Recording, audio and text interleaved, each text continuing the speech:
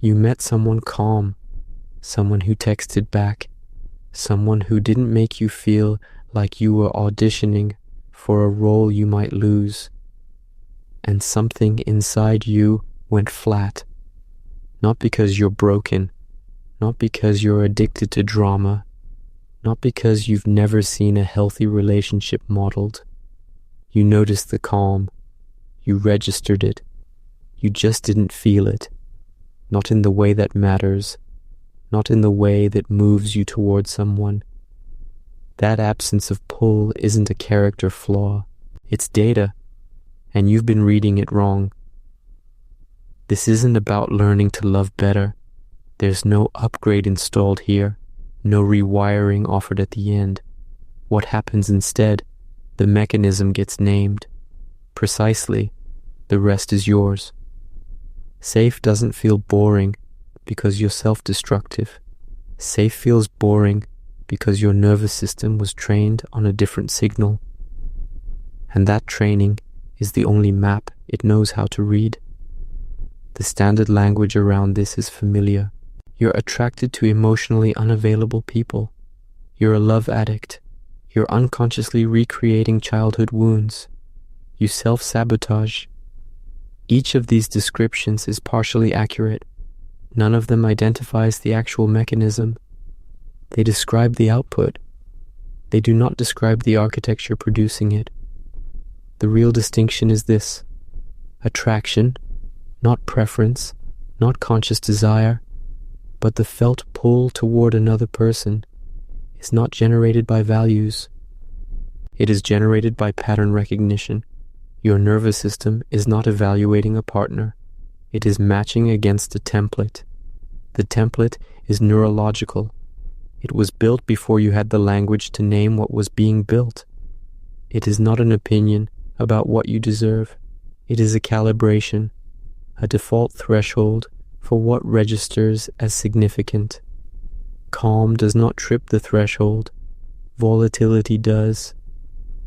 This is not a metaphor. It is the literal sequence your nervous system runs, and it runs it faster than thought. In the mid-1970s, a research team at the University of Minnesota began following infants and their primary caregivers through a study that would span decades. The research eventually tracked these same individuals into adulthood, into their romantic relationships, into the specific patterns they repeated across partners. The setup was methodical. Researchers observed the attachment between infant and caregiver during periods of stress. They classified the relational dynamic: secure, anxious, avoidant, disorganized. Then they waited. They followed these subjects through adolescence, into early adulthood, into the first serious relationships. The data that emerged was uncomfortable in a specific way. Subjects who had been classified as anxiously attached in infancy did not simply struggle in adult relationships. They selected into patterns that reproduced the original relational environment with startling precision, not because they sought pain, because the original relational environment had been internalized as the template for what connection felt like. The finding that most researchers in the popular discourse tend to leave out comes later. It will arrive after the mechanism has been fully described. The structure involved is the amygdala, the brain's threat and significance detection system. It does not operate on meaning. It operates on signal intensity. A relationship that produces cortisol spikes, hypervigilance, and unpredictable reward registers as high signal. The amygdala codes it as significant. The limbic system follows. Dopamine is released in anticipation of resolution, not in response to satisfaction, but in pursuit of it. A relationship that produces none of those signals is processed differently.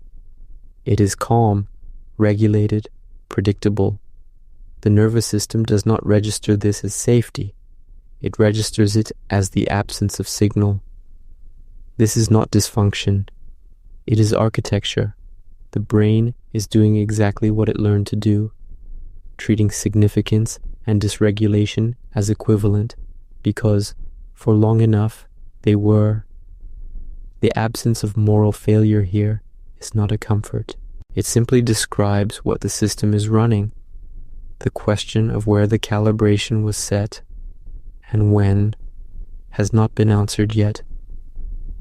Think back to the environment in which you first learned what love required of you, not what you were told about love, what you experienced love to be. Was attention unpredictable? Did affection have to be earned, not maintained, but earned repeatedly, without a clear rule book for what earning it required? Think about the specific sensation of waiting for a return call, for a shift in mood, for someone to be the version of themselves you needed. Did that waiting feel like love? Did relief, the relief of reconnection after tension, the exhale after the argument, feel more like closeness than the quieter moments ever did? Notice what your body does as you trace this. The template was built in that environment. It was built before you had any framework to evaluate whether it was accurate. It was simply the water you swam in, which meant it became the baseline against which all subsequent water was measured. The mechanism did not begin in your adult relationships.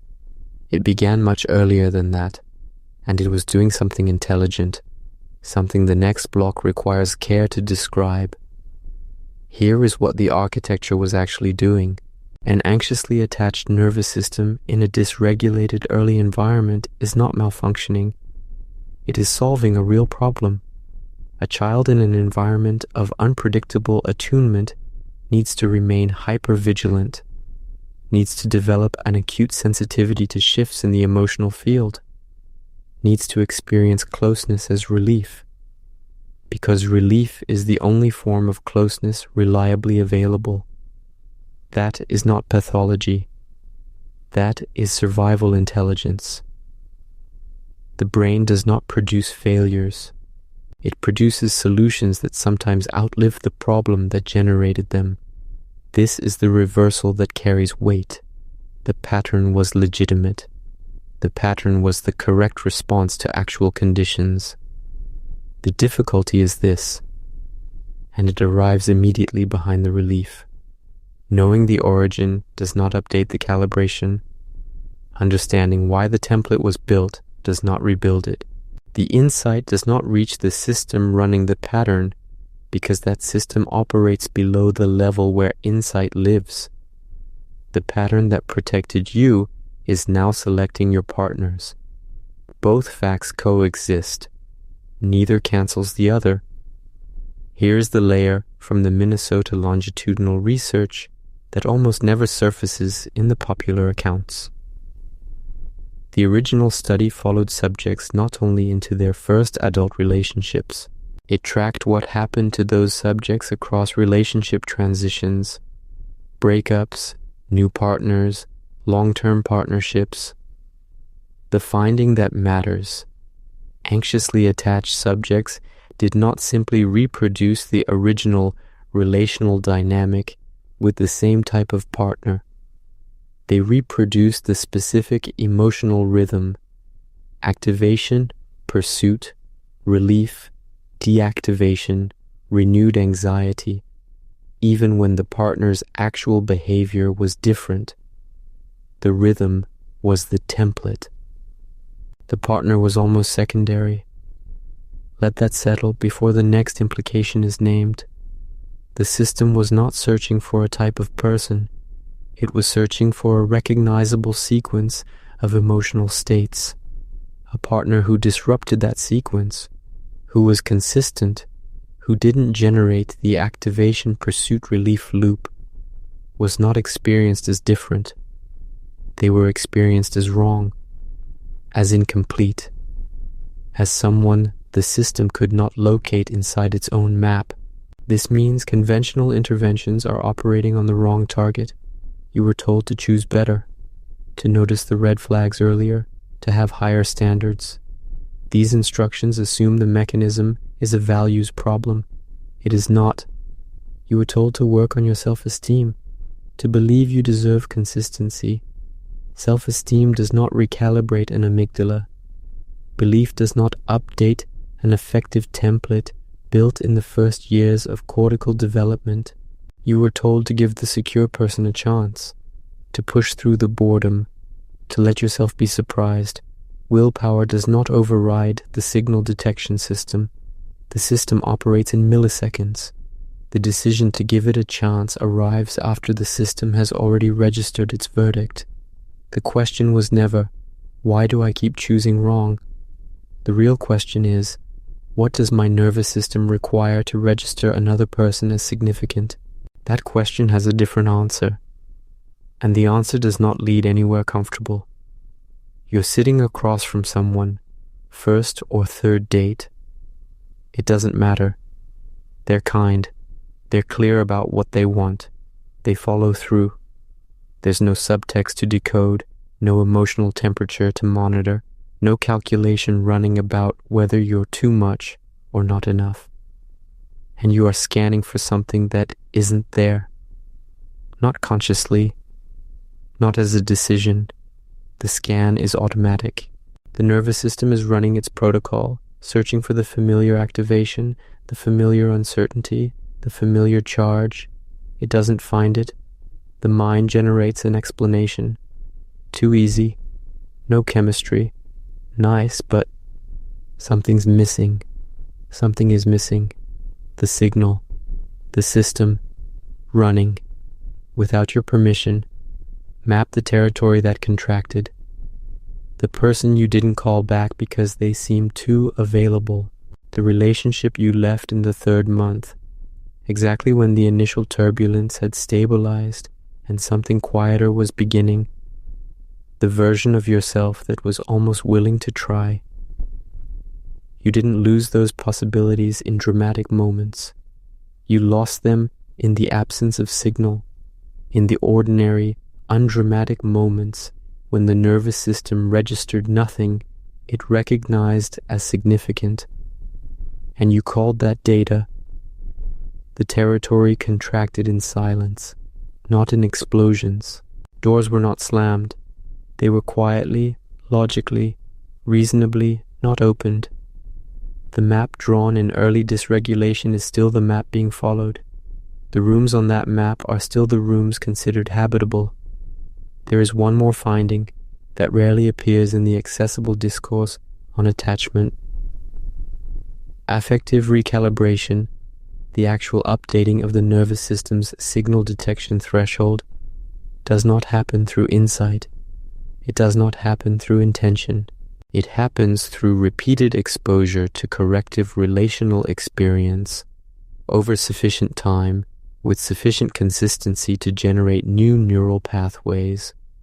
The research suggests the minimum time frame is measured in years, not months.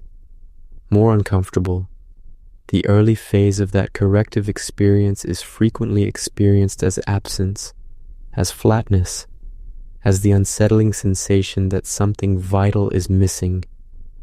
The path through is not distinguished from the problem it is solving. The nervous system, in the early phase of recalibration, cannot differentiate between a relationship that is genuinely empty and a relationship that simply lacks the signal it was trained to require. There is no diagnostic test for this. There is no moment of clear arrival. Only the slow, disorienting process of the threshold shifting. If it shifts at all, you are still sitting across from that person. The scan has already run. The verdict was already processed, faster than thought, faster than evaluation, faster than any principle you hold about what you want.